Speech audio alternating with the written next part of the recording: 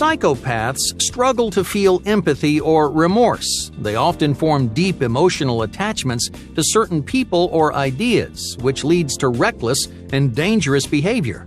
This unique personality disorder usually stems from a person's genes. In other words, they're born with psychopathic tendencies. From a young age, their brain just isn't wired the same way that yours is. Many serial killers are predisposed to psychopathy, but it was actually their childhood trauma that set them off. They tend to be amazing liars. They deceive others constantly because they don't feel bad about it. There's no empathy to keep them in check.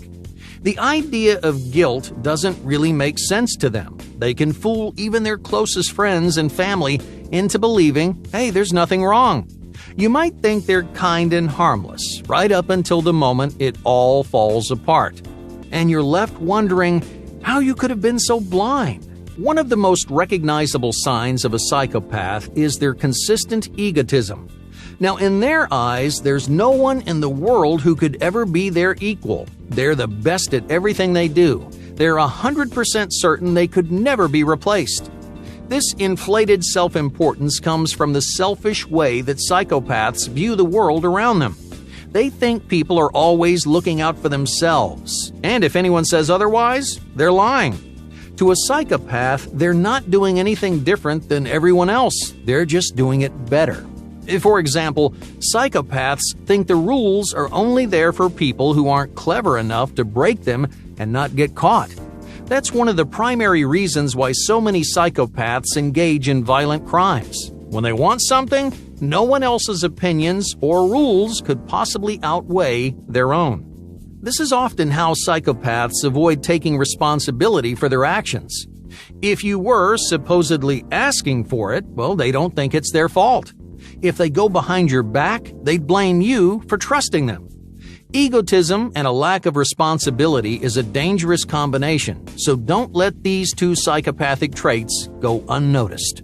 Most of the things we say have meaning on multiple levels. Let's say you're leaving work and a coworker shouts, "Great job today!" On the surface, it's an encouraging comment. But how often do you take things at face value?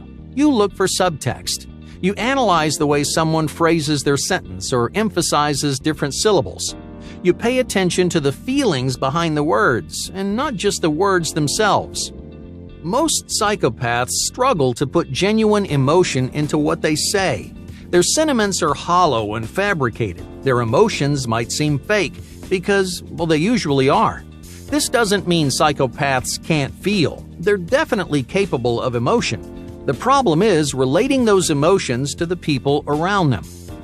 Imagine a psychopath says something sympathetic like, "There are plenty of fish in the sea."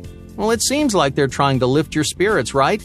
In reality, a psychopath would only say something like this if they have something to gain from you. They're imitating sympathy to motivate you to give them what they want. So even if their words sound the same, the emotional connection just isn't there. So where does this come from? A group of researchers found that people diagnosed with psychopathy also miss out on metaphors and abstract ideas. So if there's a deeper emotional meaning behind something, it will probably fly right over their heads.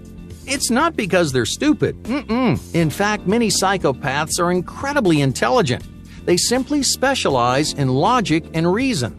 They are adept at manipulating concrete ideas, but they get hazy when things dip below the surface. It turns out psychologists have actually seen this difference in action.